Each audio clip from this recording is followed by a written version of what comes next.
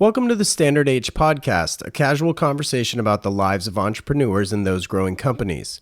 I can't thank you enough for listening, as these episodes have been a wonderful supplement to the line of apparel that I'm thrilled to share is steadily growing. If you like what you hear, please visit standard-h.com and sign up for our email list. The website not only hosts every episode of this show, but also allows you to explore the entire product assortment and our latest travel recommendations. As an email subscriber, you will be the first to receive product release information as well as receive offers no one else is privy to. Just visit standard-h.com for more information.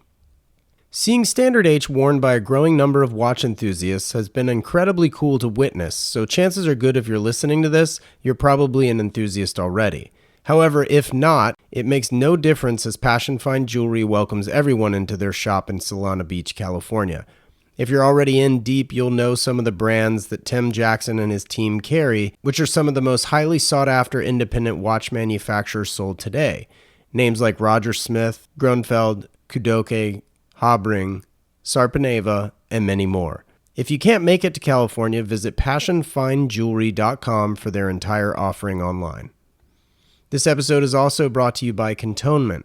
Cantonment's flagship product, the Kerchief, is a perfect medium between a handkerchief and a bandana. Featuring iconic designs such as the Fender Stratocaster and the dashboard of a Volkswagen GTI, these utilitarian cloths are an item that should be a mainstay in your everyday carry. Tuck one in a back pocket or use one as a neckerchief. Visit them at cantonment.co, that's cantonment.co,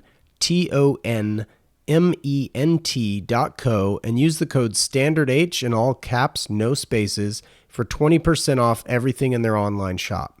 Now let's get to the show. Today's podcast began roughly 4 years ago in a roundabout way. I got married in May 2019, and today's guest, Chris Evans, was booked to be our wedding photographer. At the time, neither my wife or I had met him before. We simply chose him based on his portfolio and a few reviews we'd read online. I had no idea what he looked like, but when the day came, he walked in, dark suit, sunglasses, and a lot of positive energy. His Gucci belt provoked me to share that I once worked for the company, only to realize we shared a mutual friend still in the business, and we further connected discussing surfing and even photography in general. Chris is a guitar player, a watch enthusiast. He has one of the more interesting first car stories I've ever heard, and much like my wedding day, he still comes to us with the positive energy. We talked about collecting, the one-in, one-out philosophies. Chris's reason brought a smile to my face, and of course, why he's a wedding photographer. This recording was unique because we actually conducted this chat while sitting on the back bumper of his X5 with the tailgate open by the Malibu Lagoon. I really enjoyed listening to Chris discuss the importance of relationships, which is inevitably how and why we remain in touch. So without further ado, here's my conversation with my wedding photographer and friend, Chris Evans. I'm your host, Wesley Smith, and you're listening to the Standard H Podcast.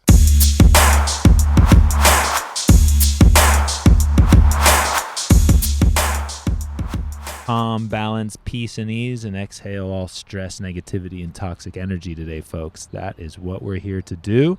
This sounds like you were raised in NorCal. I've been going very deep in my meditation lately. All right. Well, Mr. Chris Evans, none other AKA than my wedding photographer, on the podcast today in Malibu with a few minor setbacks leading into this conversation. We had a battery problem. We had a security problem. And then we were accosted by a strange woman wanting to shop for Valentine's Day gifts for our And then wives. ask for a date. For a referral. Right. Yeah. Dating service. And then a coffee spillage. So yeah, we're clicking on all cylinders here. Wanted to start with, you were raised in Laguna Beach, but yet my wife found you somehow for photography reasons for our wedding 4 years ago. Yes. So how did you end up on...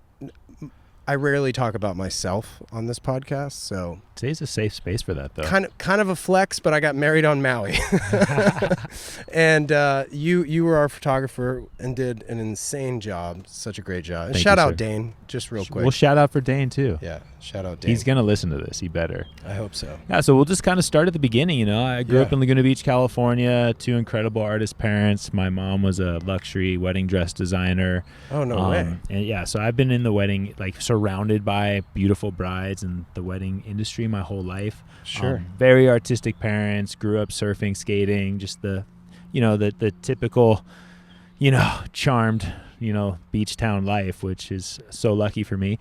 2010, my wife and I sold every single thing we had, and we moved to Maui with 8 duffel bags, our 2-year-old, our cat, and a dog, and basically just a blank slate looking ahead of us. I wasn't even into weddings yet, which was pretty amazing. Got a job waiting tables. Next thing you know, I was shooting some family portraits, and then a friend asked me to do a wedding, and then all of a sudden, we're skipping a few steps here, but I sort of emerged. Yeah. Well, that's interesting because, were you shooting photos as a kid? I was, yeah. So before we moved, I was not only playing in bands as a guitar player, but I was also a photographer doing fashion, editorial, lifestyle, actors' headshots, bands, things like that.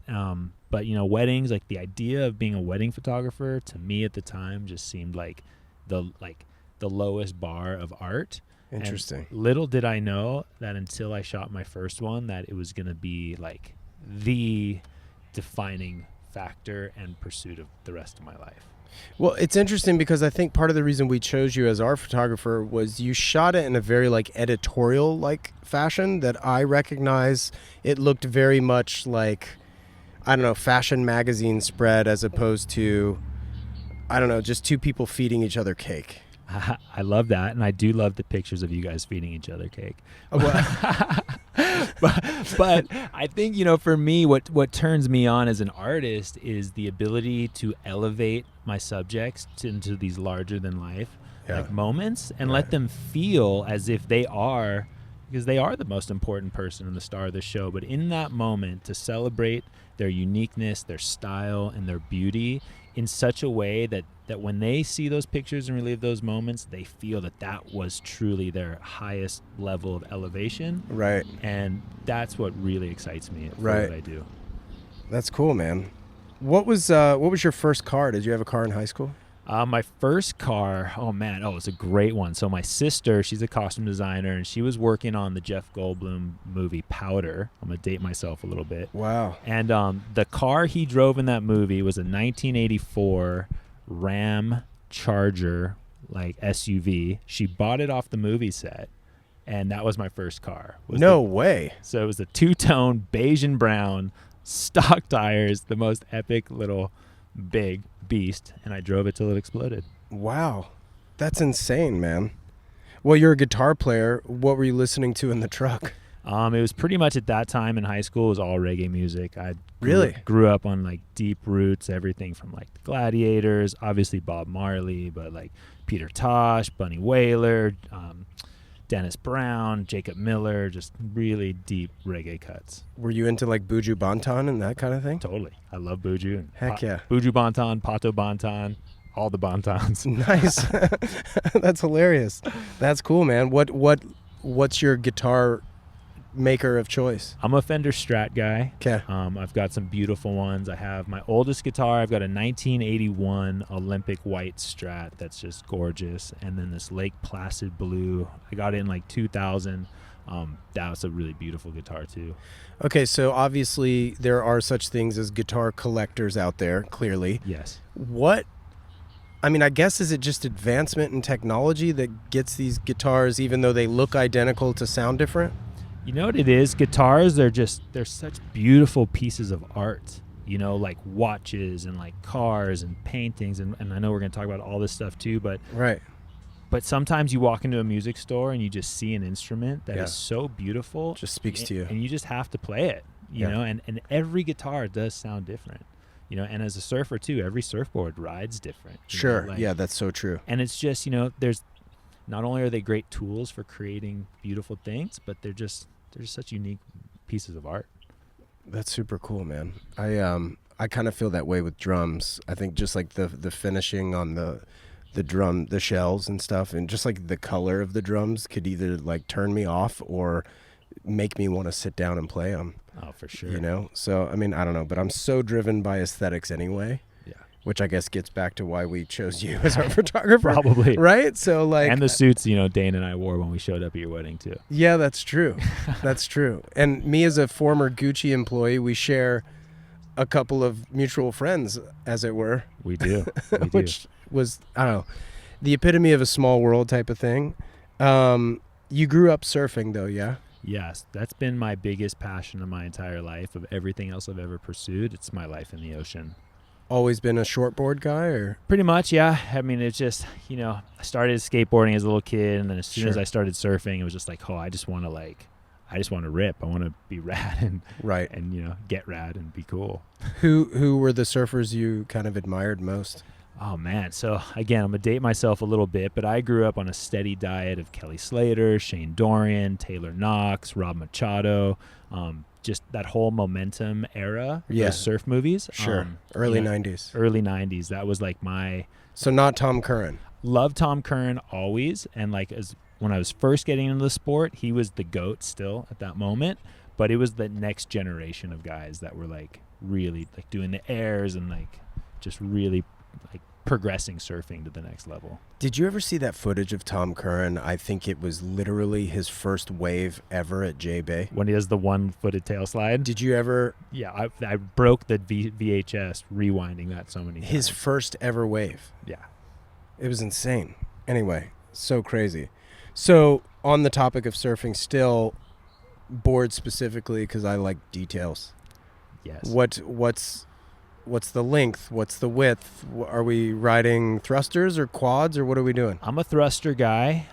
Currently, my quiver sits at about 12 boards in my garage. 3 don't even have wax on them yet. I'm a little bit of a surfboard hoarder. Oh, I see. Yeah. As long as one goes out every time a new one goes in, typically, then I can retain equanimity, and the wife doesn't notice the new collection growing. Super smart. So smart. I'm on it.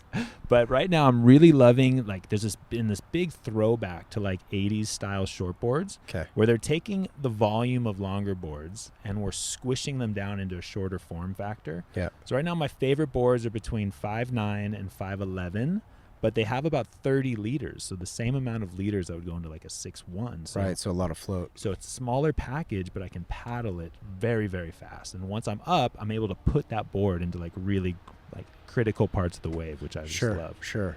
And you're what, 6 feet? I'm 6 feet, yeah. Right. So I would say over the last, 15, 20 years, everybody just keeps going shorter and shorter, it seems. Yeah, pretty much. And I've got a stable of bigger boards because where I live now, there's some really heavy beach breaks, so there's not a lot of channels. So once it's 8 to 10 foot, then I'm breaking out the 6.2s to the 6.5s, sometimes even the 7.0s when it's really, really big. Oh, wow. Yeah. And you're not switching to quads even still? I just have never gotten into the quad thing. I mean, everyone raves because about won't they tuck them. better on a steeper wave? The theory is they have a better drive down the line, Mm-hmm. little less maneuverability. Sure. So for me, I've been able to generate enough speed on the thrusters. I haven't. I'm sure as soon as I try a quad, I'm going to love it. Right. But I just haven't gotten into it yet. Right. Interesting. I'm a creature of habit. Well, aren't we all? And if it ain't broke, don't fix it. If you're still having fun, why mess with the fun factor? Always having fun. Do you know what I mean? Totally. What was your first camera?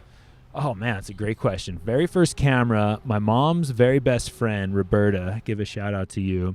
She gave me for my 14th birthday a Canon AE1 film camera. I had the same one. With the 50 millimeter lens. My dad, yeah.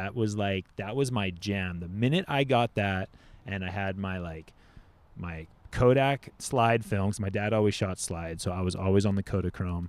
Just that thing was with me every day at the beach. Like every time I'd go skate, every time we'd go on adventures, like I just shot everything from like my friends surfing and skating, the girls on the beach. It was just my entire lifestyle was wrapped up in that camera, which was pretty fun. So getting into weddings then, like was your mom anything to do with that? Was she getting you first gigs or anything? No. So by that time, she was already been retired for a long time. Oh, I see. And so when we moved to Maui, it was just we really didn't have a plan. My wife was a hairdresser for many, many years, and she was just going to get a job in a salon, and I was going to just get a job waiting tables and, just kind of go from there. And then a girlfriend of ours was getting married, and she was a model, and I'd done some modeling shots for her in the past. She was like, I'm getting married on Kauai. You got to come shoot my wedding. And I'm like, I don't want to shoot your wedding. Like, I want to come and party. Right. She's like, dude, you're shooting my wedding. Your wife's a bridesmaid. Your daughter's a flower girl. You're shooting my wedding. That's it. It's period. I'm like, okay, twist my arm. The Evans are holding this wedding down. Exactly. We were like a major part of this. Right. And I can't even tell you, like, from the moment I walked up and had the camera in my hand and the gravity of what the job at hand was, right, I instantly fell in love with it. Interesting. The pressure to create a body of work. Yeah, because you can't redo it. You can't walk down the aisle again. There's no second take. There's not. Right. So it's like you have to nail it. So the concept of having to become a master of craft, A, B, to the gravity of creating that body of work that is going to be so celebrated for so long. Sure. And like the guests and like, parents get older, grandparents, like they might not have that much longer left. I can't tell you how many times in my career I've had couples call me, sometimes within weeks of a wedding, saying one of their grandparents passed or someone passed, and I have the last photos taken of those people. Wow. And like the first time that happened to me, I got incredible chicken skin and just fell in love even more with the importance of what I do. So how did you define your style? How would you describe your style? Now, it's evolved over the years. I think all artists, we always want to evolve and grow. And as I get older, just a little more wisdom creeps in there now. Yeah.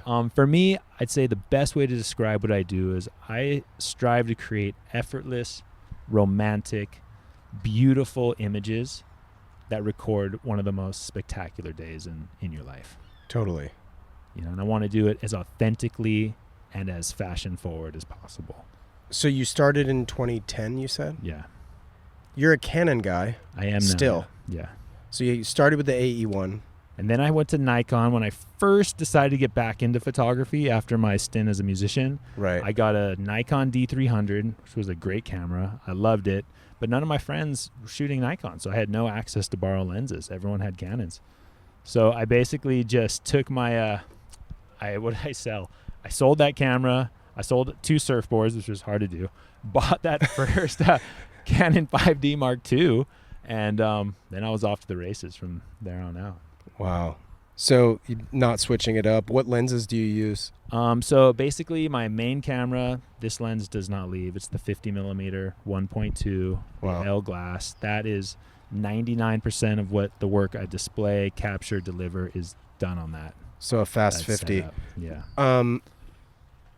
Obviously it's known as sort of how your eye sees the world, right? The 50 millimeter lens is kind of that. Is that why you shoot it? It's it is like the most natural focal length of what you see, like you said, but there's something about that lens that's so magical. And and with it being a fixed length, if I want to get closer and more intimate, I have to get closer to my subjects. Right. If I want it to tell a wider story, I have to move away. Right. So it's actually become such an extension of my experience as well.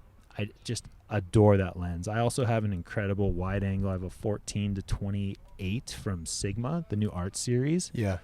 Incredible. It's one of the heaviest lenses I own. It's this giant piece of glass.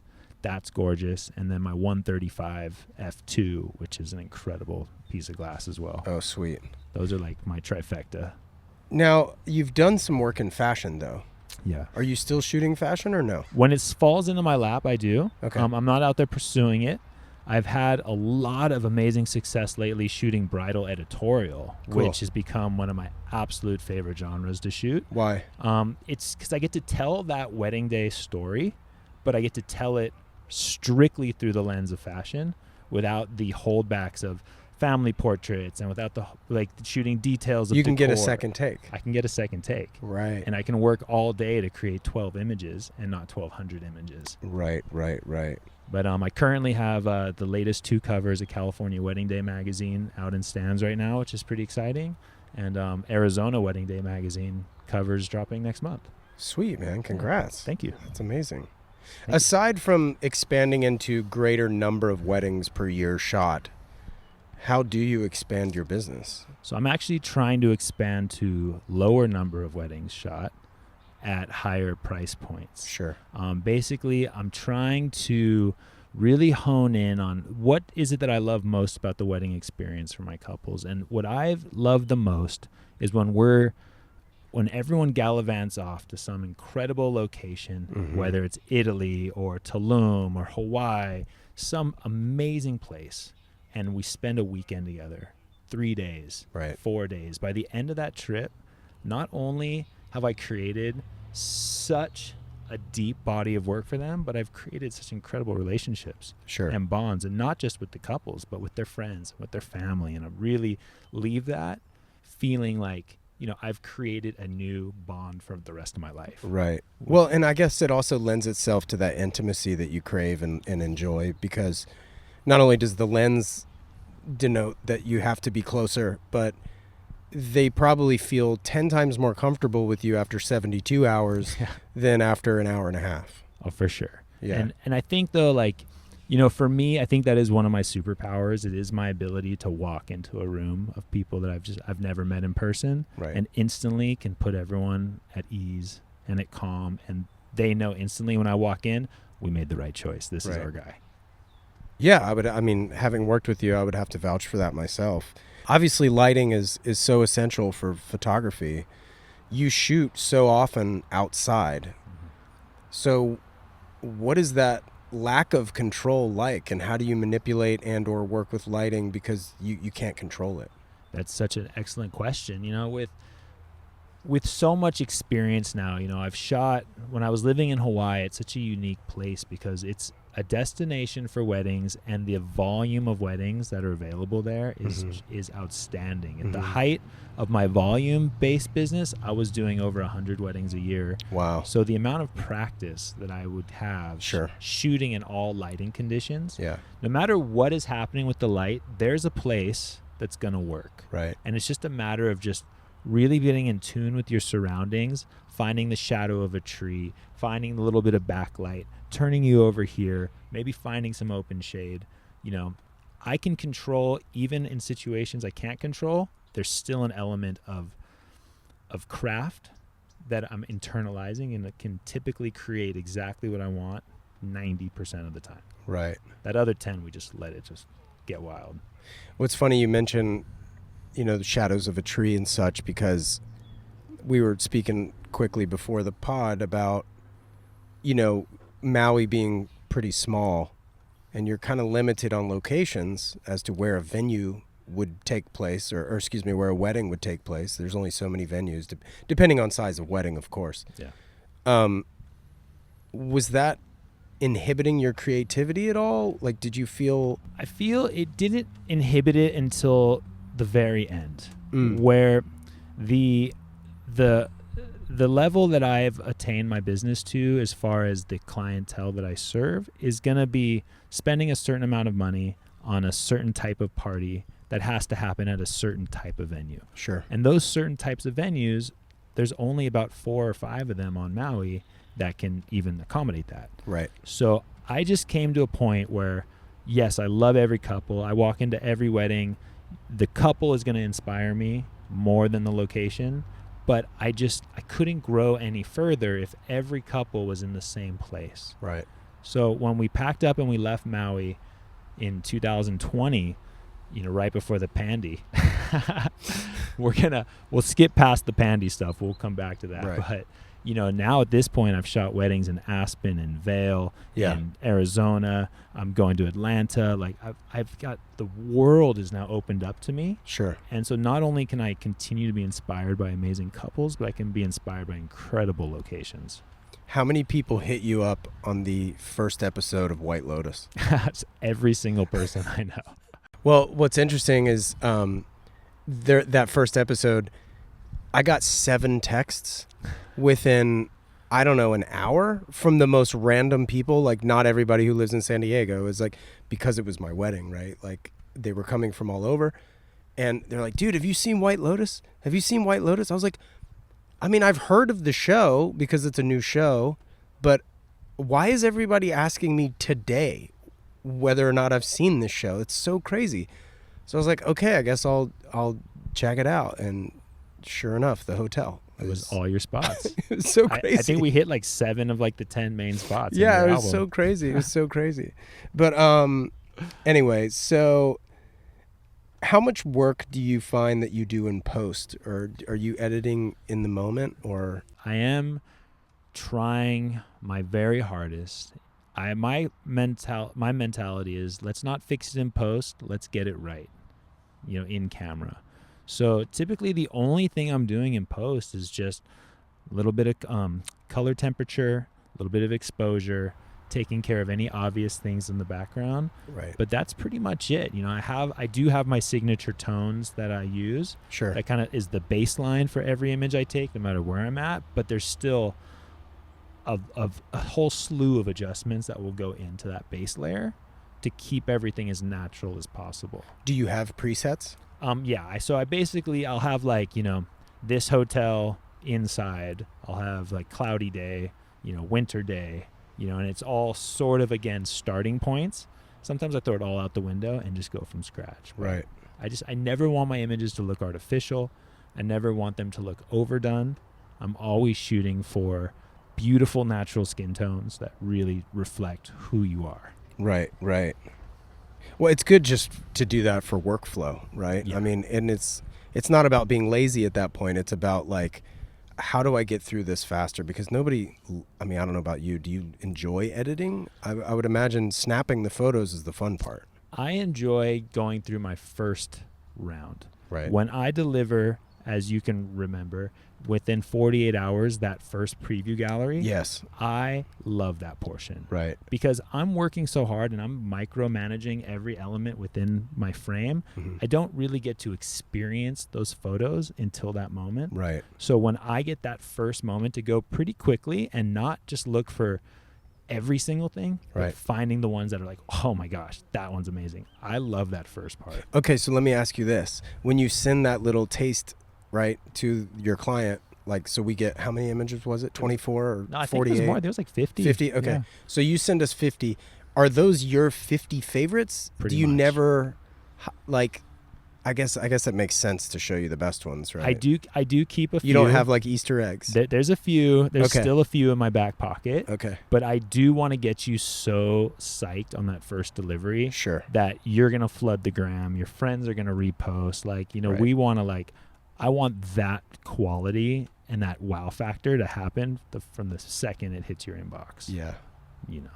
No, I remember we were super stoked to get those, and actually we were, again, before the pod, I was like, remind me to say this during the pod.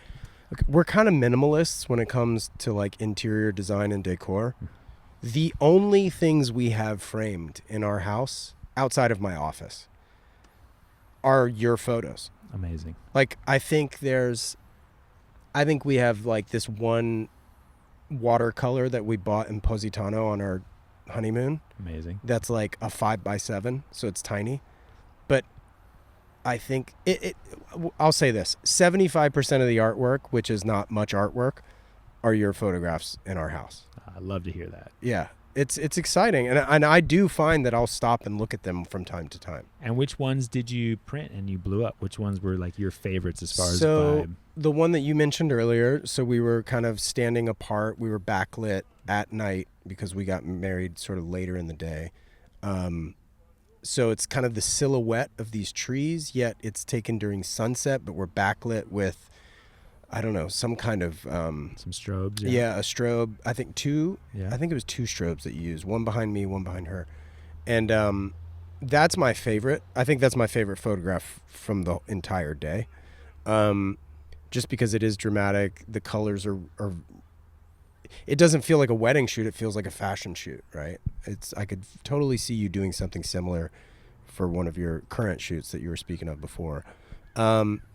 There's totally random. There is a photo of a palm tree that you took that morning before the ceremony that I have framed in the bathroom. So my wife and I, full disclosure, we use two different bathrooms. It's a brilliant idea. Great way to save a marriage. Yes. That, and definitely get 2 tubes of toothpaste. Always. Like, just end it there.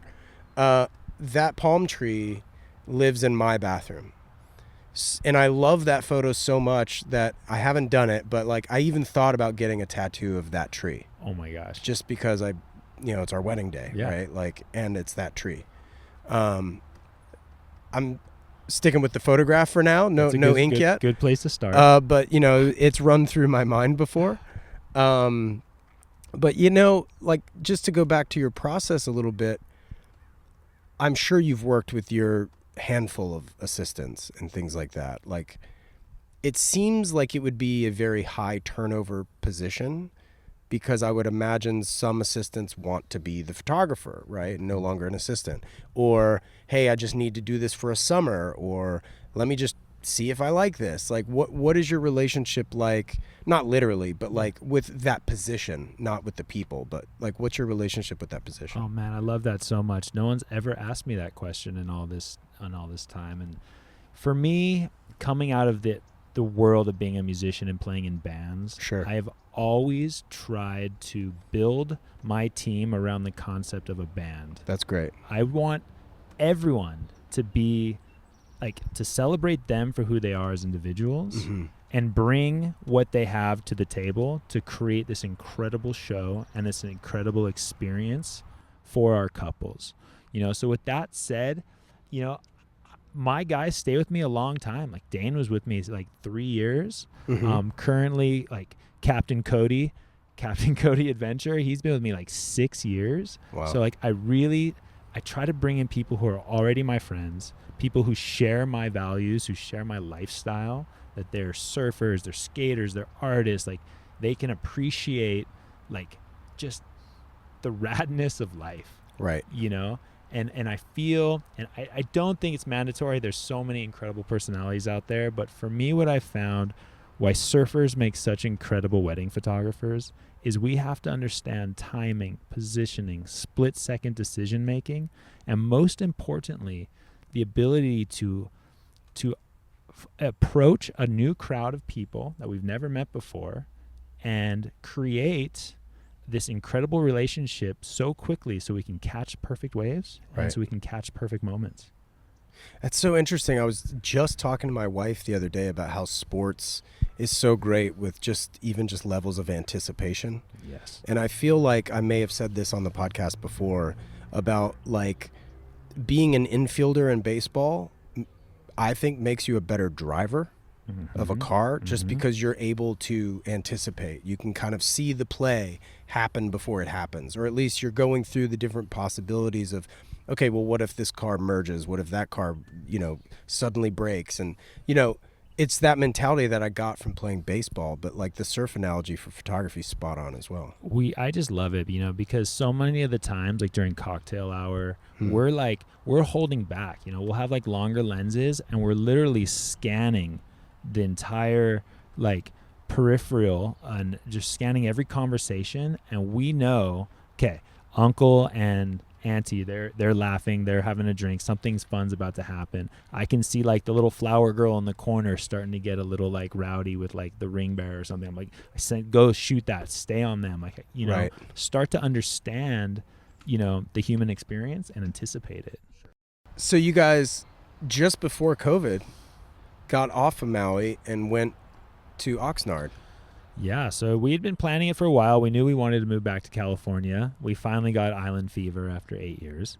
My parents were getting older. We wanted to be closer to them and just bring our kids closer to family as well. And we were meditating for a long time where we wanted to live. Originally, we were going to go to Santa Barbara because it's such a wedding mecca. Sure. One trip through Zillow, we're like, okay, that's not going to work for us. Yeah. Just anything remotely in a good school district was wildly out of our budget. Sure. So we were just like, we didn't have clarity yet. We knew we were moving back, but we didn't have clarity. And we just knew at that time too that we wanted to help others and try to figure out a way as much as we can to help other people. And through helping other people, we knew that clarity would be found. Sure. So long story short, we were helping out this friend of ours. She was left her husband, had a little boy the same age as our youngest. She was just going through a hard time. So we're helping her out. And turns out she knew her ex-boyfriend lived in Silverstrand in Oxnard, like right on the beach, little beach town. And so we was like looking at Silver Strand, and I grew up surfing in Orange County, and it, you know, it was a really localized heavy surf spot. Yeah, sure. Like all through the 70s, 90s, like Salt Creek? for a long time, like Silver Strand. You No, know? where were you in Oh yeah, Orange Laguna County? Beach. Yeah. Yeah, I was going to say Salt but Creek. I surfed Salt Creek a bunch. That Yeah. was my zone. Heavy. And you know, I was in town for a job, and my buddy, his little brother lived in Oxnard Shores. So he's like, "Hey, let's go surf with Brant. The waves are gonna be good." And I'm like, "Oh man, like I got a job tonight. I don't know." He's like, "Dude, come on, the waves are pumping. Let's go." I'm like, "Okay, let's go." So he talked me into it. We rushed up there. We're suiting up. We're walking down to the beach. Every person we passed, "Good morning. How's it going?" Like everyone was so cool. We jumped in the water. The waves were pumping. I called my wife right away. I was like, "Babe, we can live in Oxnard. It's amazing. Like, it's so beautiful." And her first opened to Zillow. Our dream house popped up Really? in our budget, and we pounced on it. We put in an offer before we'd even seen it in person. Wow. That's funny. We just bought a new house, and yeah, thanks. And we put an offer in before Terry saw it. I went and looked at it, but that's crazy that neither of you had seen it. Well, we knew it was modern. It was like big windows. It was white. It was like, oh, this is like everything. Like, Wow. it was like, it just looked like a dwell house from the outside. Yeah, and, totally. And the fact that it was in our budget, we were just blown away. We're like, that has to be our house. Oh my God, that's amazing, man. I wanted to ask you how you mentioned your kids in school districts. Yeah. How has fatherhood changed you? Man, you know, it's such an incredible adventure. You know, my oldest is 15 now, you know, and it's just when you're raising, and I have 2 daughters, and raising daughters, I think we have I mean, it's hard whether you're raising sons or daughters. Sure. But, you know, to be so in touch with the feminine experience and the female experience, and just trying to guide them the best I can to admire, you know, men like me as much as I possibly can. Men who are hardworking, who love their family, who are honest and have integrity and values. You know, that's been a really incredible journey. And just sharing my life and my experiences and my talents and the fun that I have with them is amazing. What's one trait of your own that you hope is instilled in them? Honesty. That's a good one. I mean, I feel it's the most important. It's all we have, you know, at the Right. end of the day. It's just, if you're an honest person, no matter what this world throws at you, I think you're going to land on your feet. I love that. Well, not to just keep talking about surfing, but how often are you in the water? Let's see. Since January, it's been kind of nonstop surf, and it's been a slow first quarter. So I think I've surfed almost every day except yesterday. That's hilarious. I never asked you, who's your shaper? That's what's great about it. Once I moved back, is the first time in my life I haven't been attached to a shaper. So I've been enjoying boards from Timmy Patterson, from Cole, Channel Islands, Lost. I've got like such an incredible quiver right now of That's amazing boards that I'm just, it's super rad. Oh, that's amazing.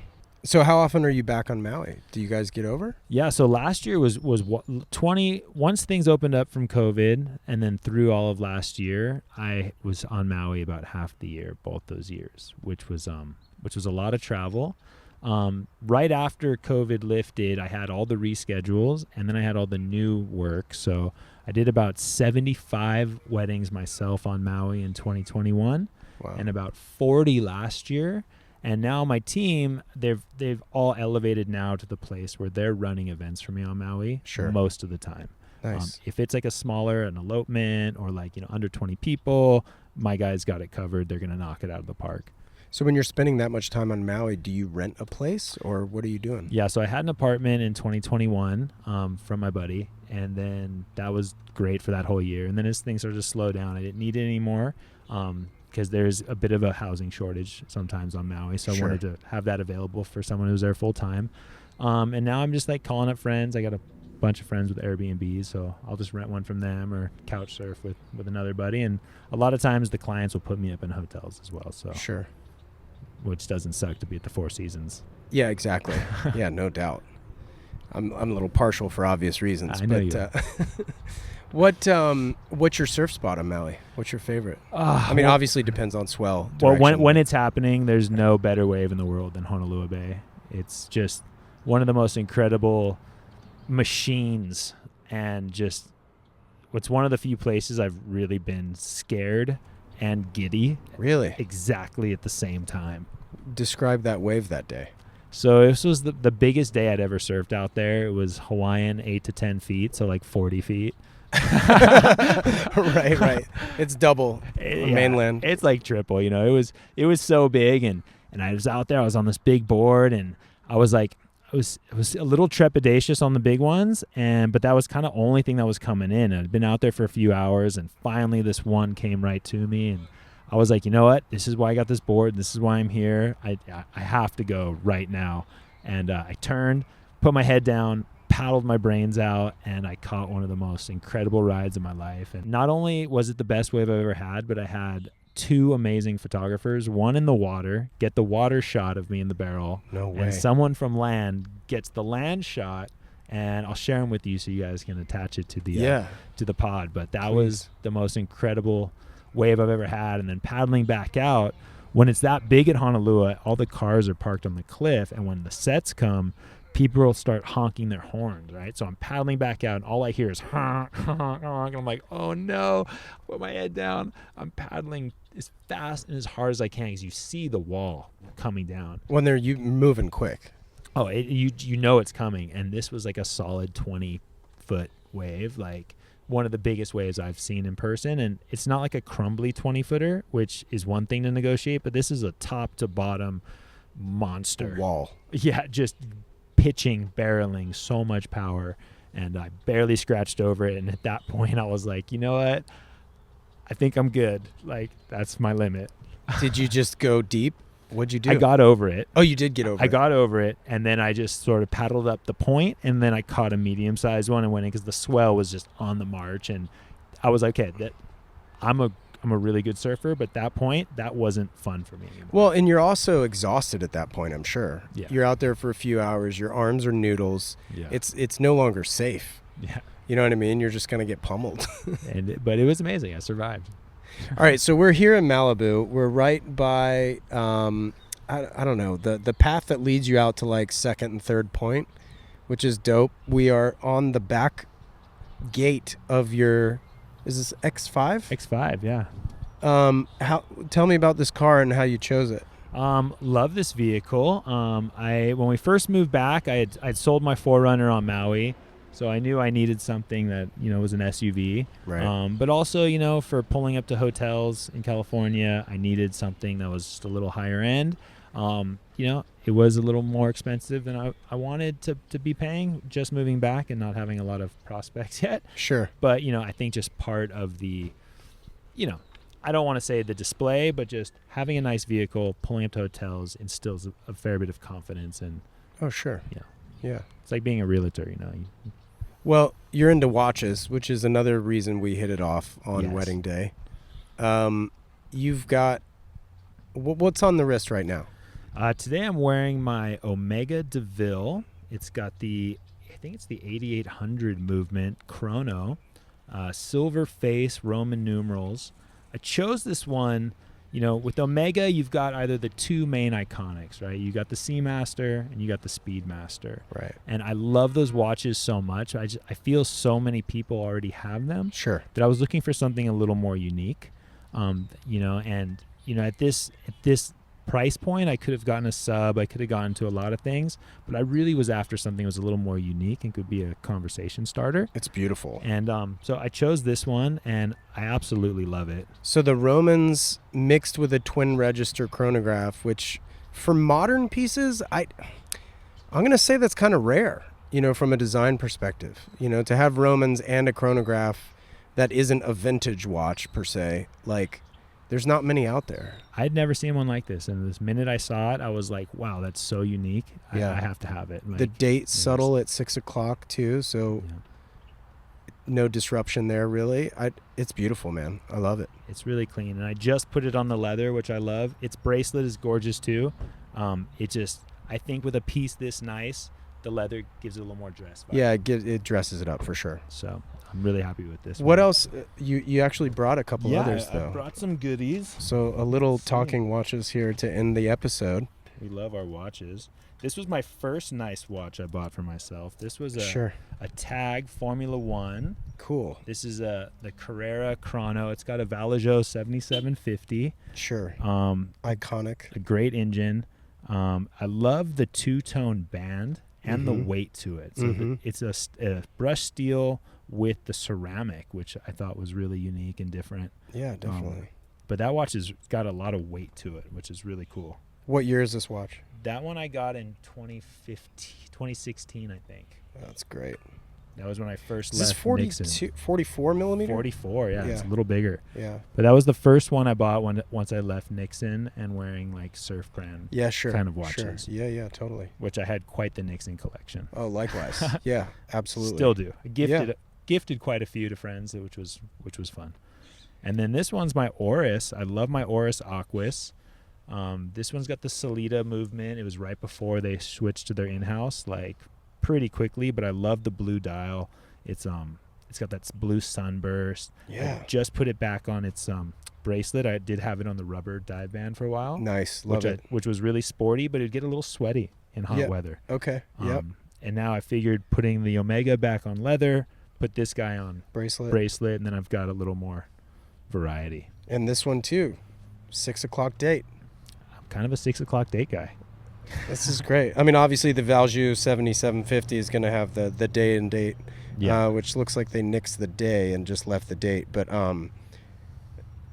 sort of a gunmetal, sort of what's the dark gray sunburst dial on the tag. So you got blue, gray, and a white dial, man. Your bases are covered. Next up will be black. Yeah, black dial. And what's the next one? Man, I'm really loving right now the Baume & Mercier, the Rivera. Okay. They've just re-released a new one with this sapphire crystal. It's like a mellow skeleton. Sure. Or it's a sapphire crystal disc, so you can still see the gears, but it's like smoky black. Wow. It's gorgeous. I love that watch. Oh, I haven't seen that. I'm going to have to look that up. Yeah, I think that might be my next one. Sick. And I don't need a second mortgage to pick it up. Yeah, there you go. That's so important. Yes. Especially if the surfboards keep rotating. Exactly. Someone sponsor me, please. Chris, man, this has been super fun. Thank you for meeting me in Malibu.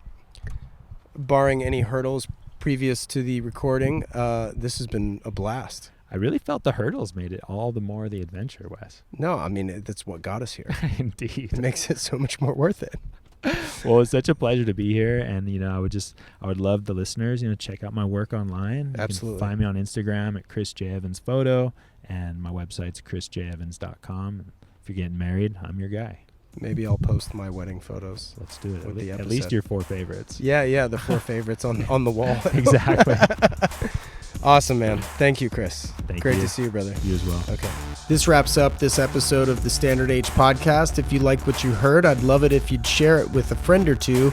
And if you have a moment, please rate and review the show, as it helps others discover these episodes. It absolutely helps far more than you realize. Shout out to Jensen Reed and Super Beautiful for the theme track, as well as to Clear Audio for the noise canceling headphones. Thank you so much for listening, and I'll catch you in the next one. Take care.